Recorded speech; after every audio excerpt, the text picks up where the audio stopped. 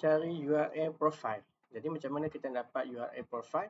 First kita buka new tab, kita type my viewboard. And then kita akan jumpa yang ni lah. Dan make sure kita punya profile, yang atas ni profile bukan yang bawah ni. Ini atas ni profile adalah Acom MOE. So kita dah type tadi, kita pergi pada my viewboard, tekan yang ni. And then dia akan minta macam ni lah. Cikgu pakai Google. Lepas tu cikgu tekan net yang ni. Tekan cikgu G tu.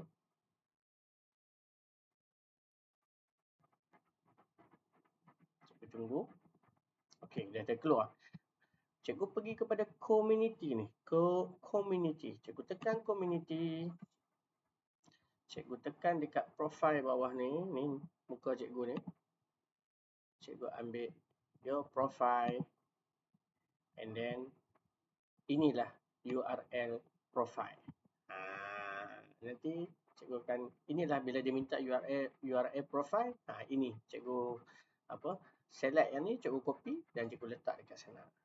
Okay.